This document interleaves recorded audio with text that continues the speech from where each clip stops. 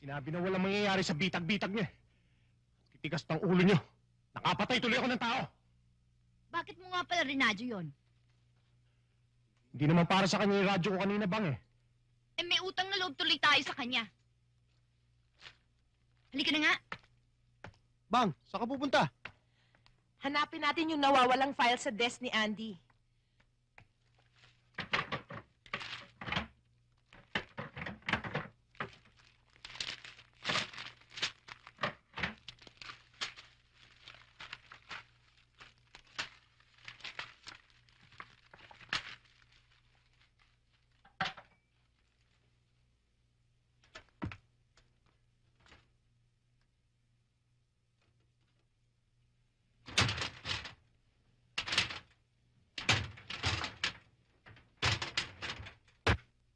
Sirain mo nga ito.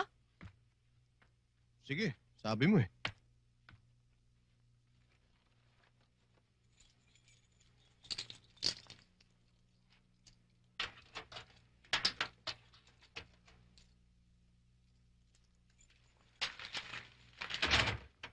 O yan.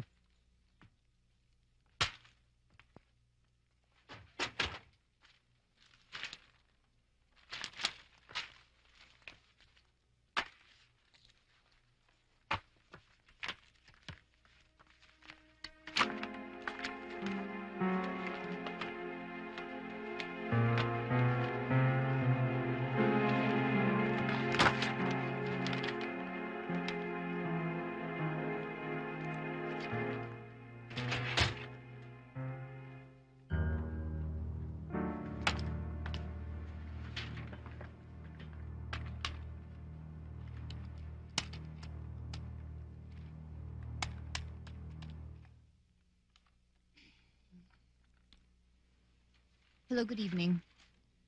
Barbara Briones from NBI. Gusto lang ho namin malaman kung saan lugar ito. Hindi ko nga makakalimutan yung babaeng yun eh. Kasi, sa Carjas din ang middle name ng nanay ko. Yan ang kwarto niya. Pero hindi naman kami magkamag-anak noon eh.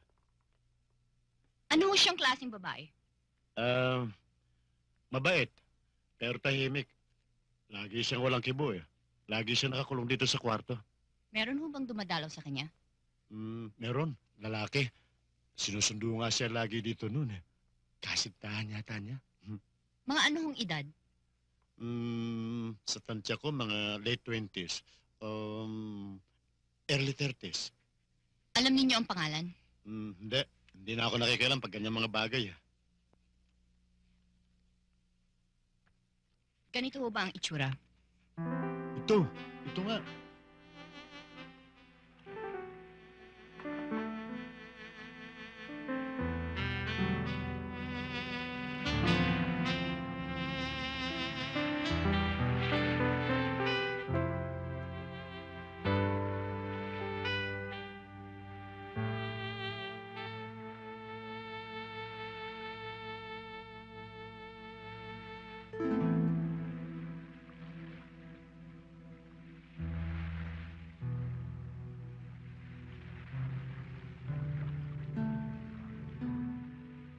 Pagbubukas muna kita ng dilata.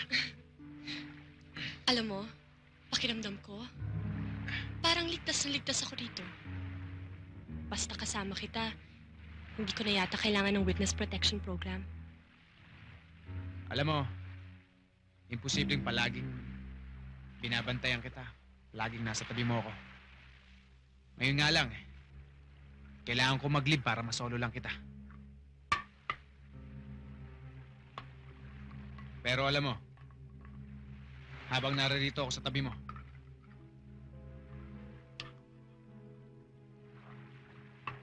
walang killer ang pwedeng gumalaw sa'yo. Alam mo, ayon sa autopsy ginawa, matindi talagang pumatay yung serial killer.